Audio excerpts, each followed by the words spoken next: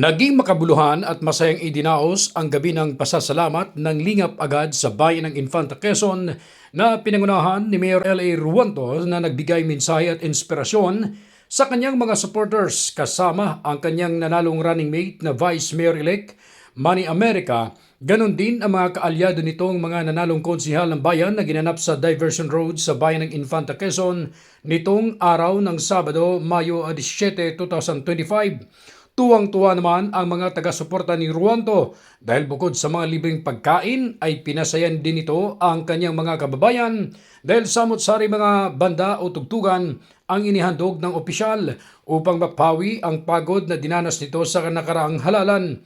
Hataw naman sa kanta ang dating vocalist ng River Mayan na si Jason Fernandez na nagpakilig sa mga taga-Infanta na mula sa simula ng tugtugan ay nagsilapitan na ang mga tao pati si Mayor L.A. Ruanto ay napatalon na rin kasama din sa nagperform sina Big Mouth, Whitney Winston, ganun din ang Santa Maria Band, Manibalang Band, Quezel Cutu Band, Panumas Band at Seven Signs Band.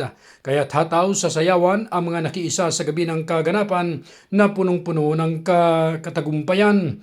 Kapansin-pansin din sa naturang aktibidad na mistulang instant celebrity si Ruanto dahil pagpasok pa lang sa venue ay walang tigil ang pagpapapicture ng kanyang mga kababayan hanggat sa makarating ito sa entablado. Ayon kay Ruanto, minsan sa buhay ay merong panalo, minsan din naman ay may mga bagay na kailangan mong matutunan at laging iisipin na walang natatalo sa labanan kapag ka ang tunay mong layunin o hangarin ay makatulong sa bayan. Sometimes we win. Sometimes we learn. Alam po ng lahat yan. We never lose. Ang mga pagsubok at pagkabigo sa buhay ay pagkakataon upang matuto. Sinabi ni Ruanto na tapos na ang halalan kaya't kailangang muling magkaisa ang taong bayan at wala ng anumang kulay sa pagsiserbisyo. Kahit anong partido ka o handas niyang paglingkuran ang kanyang nasasakupan. Ako po ay nakasuot ng kulay puti. Sinabi ko na yan kanina. Simula ng ating pagwawaksi ng kulay ng politika. Tapos na po ang halalan. Tapos na po yung labanan. Panahon na po para magkaisa ang lahat. Kalimutan natin yung mga sakit.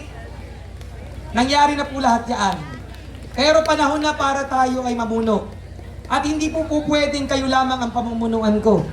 Kahit kalaban po natin, kahit nakasakit man sa atin, tatanggapin po natin, yakapin po muli natin. Ang eleksyon, isang araw lamang. Pero pagiging magkababayan, magkabarangay, ang pagiging magkatabit bahay at magkamag-anak, hindi po yan matatapos kailanman. So kailangan na po natin iyang isang tabi. Diretso na po tayo sa pagsiservisyo. Lubos rin ang pasasalamat ni Mayor L.A. Ruanto sa kanyang mga kababayan mula pa noon at mapahanggang sa ngayon ay hindi siya iniwan. Ganon din ang kanyang mga kaibigan, pamilya, kamag-anak, kapatid at magulang na lagi nakasuporta sa kanyang mga pangarap na hangad nito na mas lalo pang maiangat ang antas ng pamumuhay ng kanyang mga kababayan. Mas mapaunlad pa ang bayan at magiging bunggang-bunggang Infanta Quezon. Ronda Balita mula sa lalawigan ng Quezon. Ako si J.R. Narit, naghahatid ng mahalagang impormasyon at balitang totoo.